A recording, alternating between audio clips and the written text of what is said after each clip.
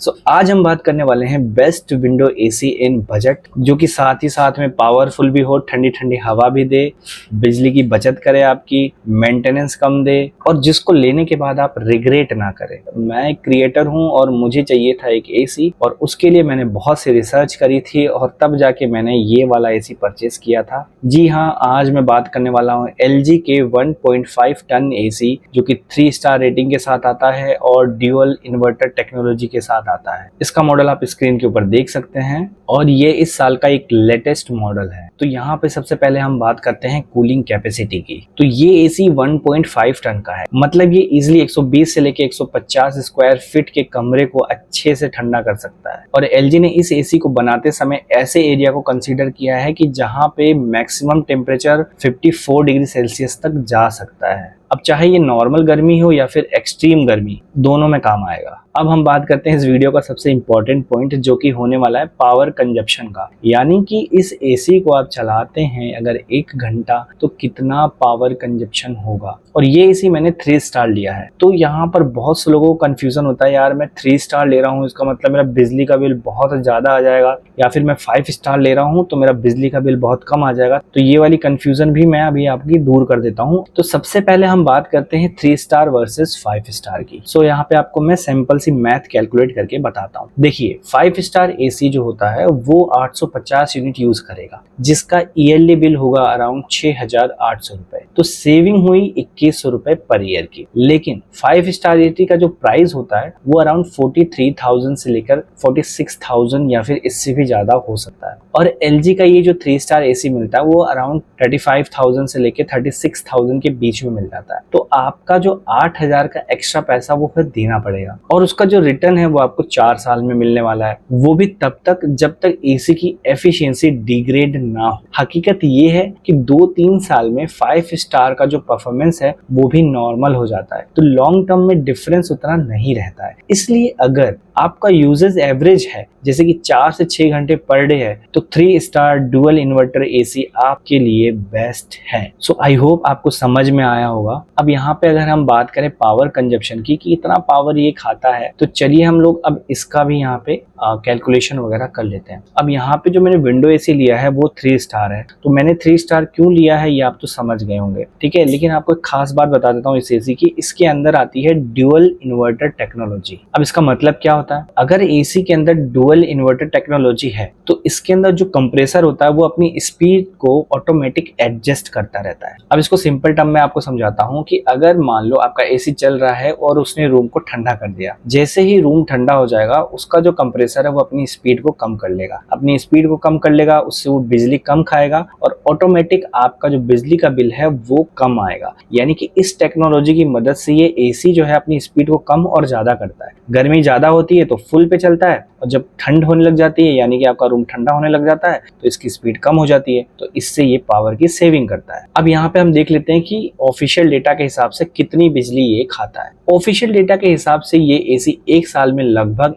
1115 unit बिजली use करता है। अगर आप यूज करो 6 घंटे डेली 5 महीने तक, यानी लगभग 8,000 से 9,000 का ईयरली इलेक्ट्रिसिटी बिल आपका आने वाला है। सो मैं आपको यहाँ पे सिंपल सा एक मैथ कैलकुलेट करके दिखा रहा हूँ कि ऑफिशियल डेटा के हिसाब से कितना यूनिट पर डे आपका खर्चा आएगा। तो आप यहाँ पे देख सकते हैं, अगर आप 4 घंटे पर डे यूज करते हैं तो लगभग 3 यूनिट आपका आएगा। अब आपके यहाँ पे 1 यूनिट का क्या रेट चल रहा है उससे आप मल्टीप्लाई कर सकते हैं। और ऐसे ही अगर आप 6 घंटा चलाते हैं तो 4.5 यूनिट आएगा और 8 घंटा चलाते हैं तो 6 यूनिट आएगा। सो ये तो हो गया ऑफिशियल डेटा के हिसाब से। लेकिन क्या मैंने एक्सपीरियंस किया है, मेरे यहाँ पे 1 घंटे में कितना यूनिट ये खा लेता है वो आपको बताता हूँ। देखो, अगर आप 1 घंटा चला रहे हैं, ठीक है, और आपके यहाँ पे गर्मी अच्छी है और आपने इसको इसके हाई स्पीड पे फुल मोड में चलाया हुआ है तो ये 1 घंटे में 1 यूनिट खाएगा, इतनी गारंटी है। अगर आप 5 घंटे चला रहे हैं तो 5 यूनिट खाएगा, ठीक है। 10 घंटे चला रहे हैं तो 10 यूनिट खाएगा, ठीक है। और 12 घंटे चला रहे हैं तो उसी हिसाब से देख लीजिए, मतलब हर घंटे ये 1 यूनिट बिजली तो खाएगा ही खाएगा। ये मेरे साथ, ठीक है, मेरे एसी के साथ। बट इसको मैं बहुत ही स्मार्टली चलाता हूँ, ठीक है। अगर मैंने इसको 1 घंटा चलाया तो मैं उसके बाद बंद कर देता हूँ और लगभग मेरे को 25 से 30 मिनट या फिर कभी कभी 1-1 घंटे तक सिर्फ पंखा चलता है, एसी बंद कर देता हूँ और रूम ठंडा रहता है। तो मेरा जो एक्सपीरियंस है वो मैं इस तरह से बिजली की बचत करता हूँ। बट कभी कभी अगर आपको लगता है कि नहीं यार पंखा बंद करना, मुझे एसी ही चलाने देना है, जैसे मैं अगर वीडियो वगैरह रिकॉर्ड कर रहा हूँ या कुछ है तो मैं अभी पंखा बंद कर रखा हूँ और एसी चल रहा है, तो इस टाइम पे मैं क्या करता हूँ कि इसकी जो स्पीड है फैन की वो कम कर देता हूँ। इसका जो टेम्परेचर है वो मैं 23 पर सेट कर देता हूँ या 22 पर सेट कर देता हूँ कि एटलीस्ट मेरे को रूम पे जो टेम्परेचर है वो मेंटेन रहे, मुझे गर्मी भी ना लगे और मुझे ज़्यादा ठंडी भी ना लगे। तो जब आप इस तरह से अपना टेम्परेचर एसी का जो मेंटेन करके रखेंगे तो आपको बिजली की बचत होगी। बट मान के चलिए कि 1 यूनिट बिजली ये खा लेगा, 1.5 टन का है और ये 1 यूनिट बिजली तो खाएगा ही खाएगा, ठीक है, 1 घंटा चलेगा। तो अगर आप इससे फर्क नहीं पड़ता है भाई, क्योंकि गर्मी का टाइम होता है और आप पंखा बंद करके अगर चाहते हैं एसी चलाना तो आप डायरेक्ट एसी भी चला सकते हैं, या फिर अगर आपको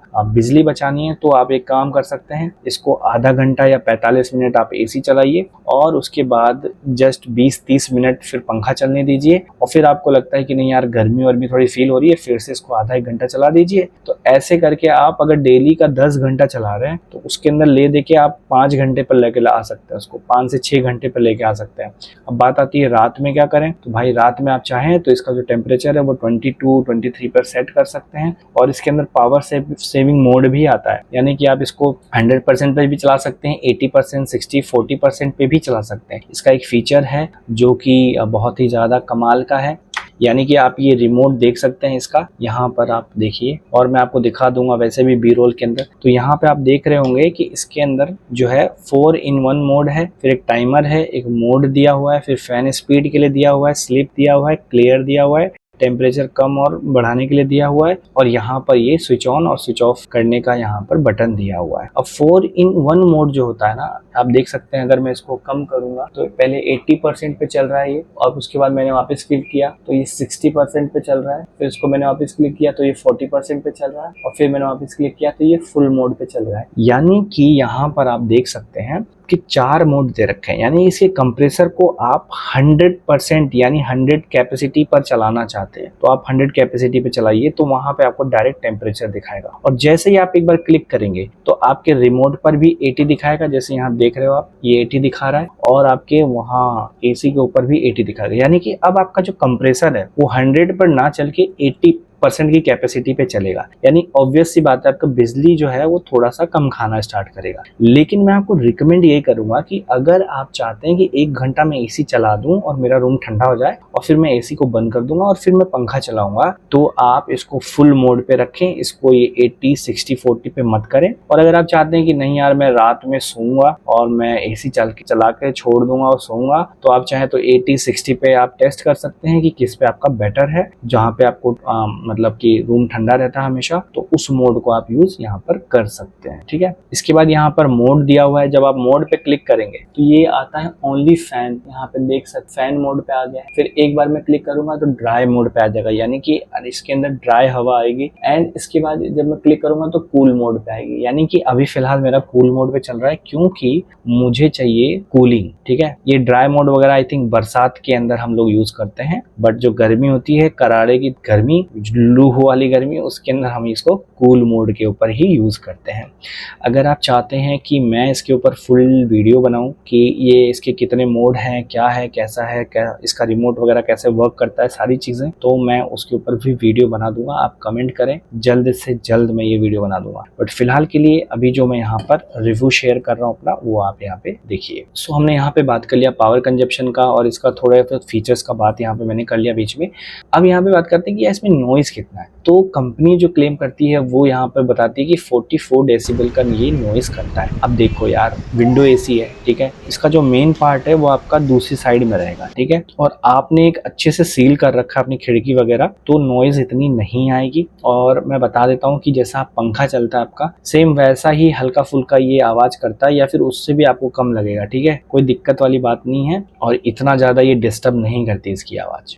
और इंस्टॉलमेंट और फिटमेंट अगर हम देख लें तो आप स्क्रीन के ऊपर देख सकते हैं, जो इसका साइज है वो 66 सेंटीमीटर विड्थ है, 45 सेंटीमीटर हाइट है और 77.9 सेंटीमीटर इसका डेप्थ है, जो कि स्टैंडर्ड विंडो में इजीली फिट हो जाता है। तो अगर आपके घर में भी विंडो वगैरह है तभी ये एसी आप परचेज करिए, जहां पर आप एसी को फिट कर सकते हैं। हमेशा ये ध्यान रखिए कि जो इसका बाहर वाला पार्ट है वहां से गर्म हवा निकलती है, तो मेक श्योर ये रहे कि वो गर्म हवा ऊपर चली जाए, यानी कि आपके छत के यहाँ पे आंगन वगैरह है या फिर गली है बाहर की साइड में है, तो ये बेस्ट है। हवा बाहर चली जाएगी, ठंडी हवा आपकी अंदर बरकरार रहे। अब आपको बता देता हूँ कि विंडो एसी का जो इंस्टॉलेशन चार्ज है वो आता है आपका यहाँ पे 500 रुपए, या फिर उसके ऊपर कुछ जीएसटी वगैरह लेंगे तो थोड़ा बहुत एक्स्ट्रा रहेगा। और इसका जो इसीलिए इसका इंस्टॉलेशन चार्ज बहुत ही कम है स्प्लिट एसी के अराउंड, उसमें अराउंड आपका 1500 से 2000 के बीच में लग जाता है। और इसके अंदर एक स्मार्ट टेक्नोलॉजी और है जिसको हम बोलते हैं स्मार्ट डायग्नोसिस सिस्टम, जो कि अगर आपके एसी में कोई प्रॉब्लम होती है तो ये ऑलरेडी एक कोड दिखाता है इसकी स्क्रीन के ऊपर,